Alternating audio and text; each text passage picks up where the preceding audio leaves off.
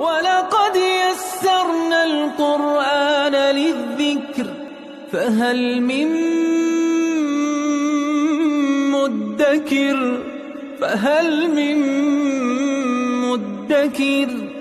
اعوذ باللہ من الشیطان الرجیم بسم اللہ الرحمن الرحیم الحمد للہ رب العالمین وصلی اللہ علی سیدنا و نبینا ابی القاسم المصطفى محمد وعلى آلہ الطیبین الطاہرین المعصومین اما بعد اعوذ باللہ من الشیطان الرجیم بسم اللہ الرحمن الرحیم یا ایہا الناس کلوا مما فی الارض حلالا طیبا ولا تتبعوا خطوات الشیطان انہ لکم عدو مبین صدق اللہ العلی العظیم۔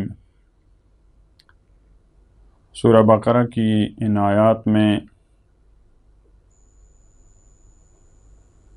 گمراہ افراد کو، کافرین کو، مشرکین کو،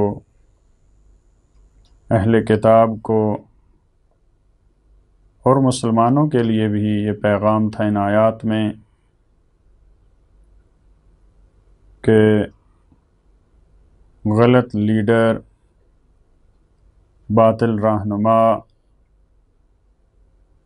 یہ ممکن ہے دنیا کی چند سالہ زندگی میں وہ تمہارے کام آ سکیں، اسی وجہ سے معمولاً انسان ان کو سپورٹ کرتے ہیں کہ اگر کسی دنیا داری مسئلے میں ہمیں ضرورت پڑتی ہے کسی معاملے میں تو یہ ہماری مدد کرے گا۔ تو قرآن کریم نے ان کو متوجہ کیا ہے کہ اگر تم یہاں پہ رہتے ہوئے آخرت میں جو تمہارے ساتھ اور ان کے ساتھ ہونے والا ہے اس کو دیکھو تو تم کبھی ان کو سپورٹ نہیں کرو گے، اور پھر واضح انداز میں بیان کیا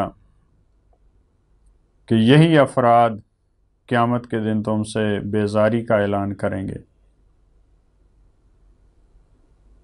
قیامت کے دن یہ تم پہ تبرہ کریں گے، پھر وہاں تم بھی یہ خواہش کرو گے، یہ تمنا کرو گے کہ کاش ہمیں بھی پلٹایا جائے، ہم بھی دنیا میں ان پہ تبرہ کریں،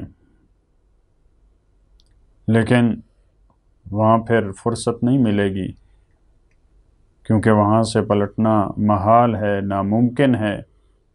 تو یہاں رہتے ہوئے ہمیں اس بات کی طرف متوجہ ہونا ہے۔ اسی طرح اب والی آیت میں فرمایا تمام لوگوں کو مخاطب قرار دیتے ہوئے، مسلمانوں کو، کفار کو، جتنے اس دنیا پہ رہنے والے افراد ہیں، پروردگار نے ان کو ناس کے لفظ سے مخاطب قرار دیا ہے۔ فرمایا یا ایہا الناس کلوا مما فی الارض، اے لوگو کھاؤ مما فی الارض جو کچھ زمین میں ہے، حلالا طیبا، لیکن اس کی دو شرطیں ہیں۔ دیکھیں یہ فقط مسلمانوں کو خطاب نہیں ہے، پوری بشریت کو خطاب ہے پروردگار عالم کا، یعنی خداوند عالم پوری بشریت سے یہ چاہ رہا ہے کہ وہ پاک چیزیں کھائیں، وہ نجاستوں کے پیچھے نہ جائیں، وہ نجس چیزوں کو نہ کھائیں۔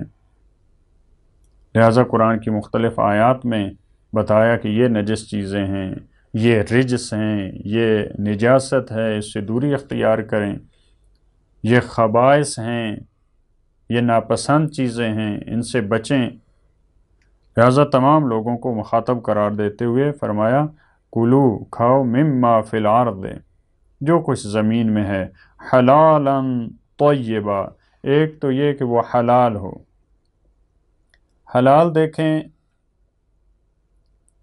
حل سے ہے، جیسے استعمال ہوتا ہے ایک لفظ اہل حل و عقد۔ حل کا مطلب اصل ہوتا ہے کھولنا، حلال یعنی اس میں ہم آزاد ہیں، ہمارے سامنے راستہ کھلا ہے، ہم اس کو استعمال کر سکتے ہیں۔ جو چیزیں تمہارے لیے حلال ہیں ان سے کھاؤ۔ طیباً، فقط حلال ہونا کافی نہیں ہے، حلال ہونے کے ساتھ ساتھ قرآن کریم نے بہت سارے مقامات پہ جہاں پہ حلال کا لفظ استعمال کیا وہاں پہ ساتھ طیب۔ طیب اس چیز کو کہتے ہیں جو انسانی طبیعت کو پسند ہو، یعنی فقط حلال ہونا کافی نہیں، ممکن ہے ایک چیز حلال ہو لیکن فرض کریں وہ گل سڑ چکی ہو، فاسد ہو چکی ہو، وہ اب حلال ہے لیکن وہ طیب نہیں ہے۔ ایک کھانا اگر خراب ہو چکا ہے وہ حلال ہے لیکن وہ طیب نہیں ہے، کیونکہ انسانی طبیعت اس سے متنفر ہے، اس سے نفرت کرتی ہے، اس کو پسند نہیں کرتی۔ لہٰذا زمین میں جو چیزیں ہیں، اور پہلے بھی بیان فرمایا تھا پروردگار عالم نے کہ جو کچھ ہے زمین میں یہ تمہارے لیے خلق ہوا ہے، خلق لکم ما فی الارض جمیعا، یہ سارے کا سارا انسان کے لیے ہے۔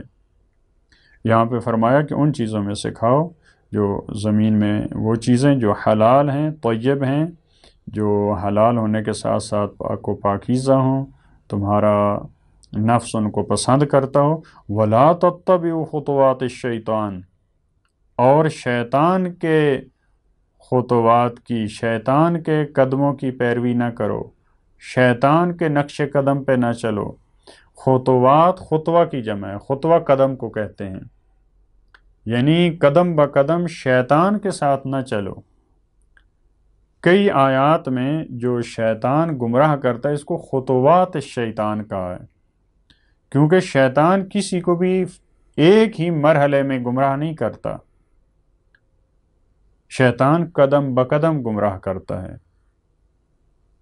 پہلے معمولی سی چیزیں، معمولی سے گناہ، پھر اس سے اگلا سٹیپ، اس سے بڑا، پھر اس سے بڑا، کفر اور شرک کی وادی، خدا کے انکار کی وادی، وہ آخری سٹیپ ہوتا ہے۔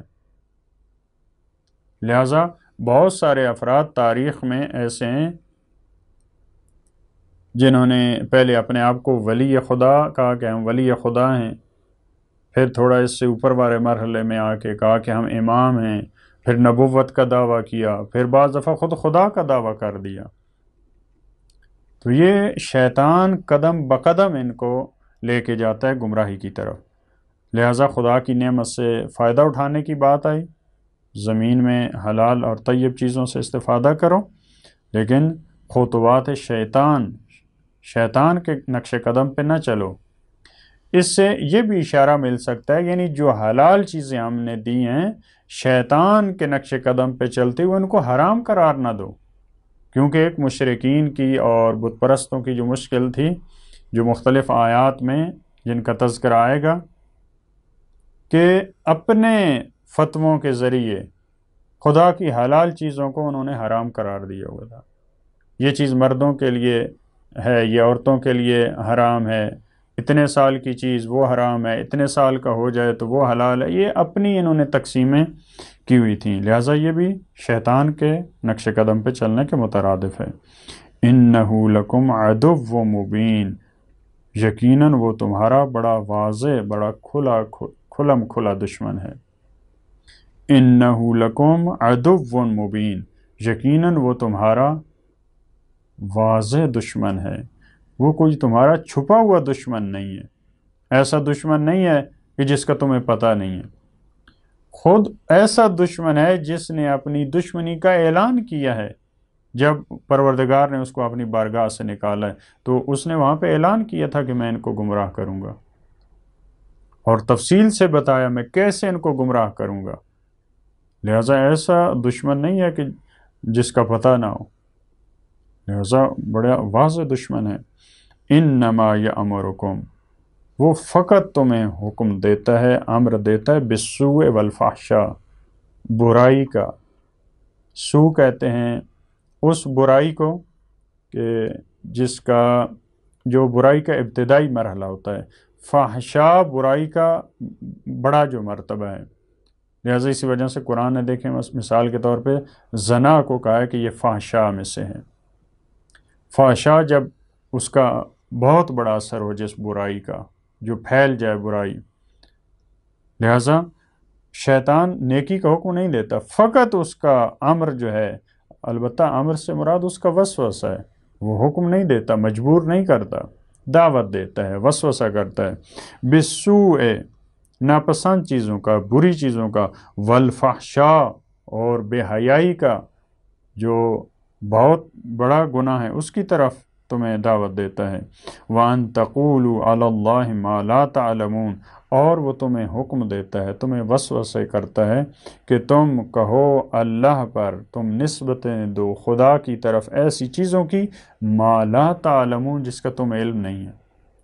یعنی تم ایسے احکامات جاری کرو، تم ایسے فتوے دو، تم ایسی نسبتیں دو خدا کی طرف، تم کو خدا نے یہ کہا، حالانکہ تمہیں علم نہیں ہے۔ یہاں تک کہ اگر انسان کو شک ہو، انسان اگر تردید میں ہو کہ یہ خدا نے کہا یا نہیں، تب بھی اس کو نہیں کہنا چاہیے خدا کا یہ حکم ہے۔ لہذا فرمایا ما لا تعلمون، اس سے ہمیں پتہ چلتا ہے کہ جب تک ہمیں علم نہ ہو کہ خدا کا یہ حکم ہے، ہمیں وہاں پہ نہیں کہنا چاہیے کہ خدا نے یہ کہا ہے۔ لہذا بعض آیات میں اس کو افتراء علی اللہ کہا ہے، خدا پہ جھوٹ باندھنا۔ لہذا پروردگار سے یہ توفیق مانگتے ہیں کہ خدا ہمیں اپنے احکامات کی پیروی کی توفیق دے، اور بے جا خدا کی طرف ہم نسبتیں نہ دیں، فقط ہم خدا کے بارے میں اسی چیز کی نسبت دیں جس کے بارے میں ہمیں علم حاصل ہو۔ اللہم صل علی محمد و آل محمد۔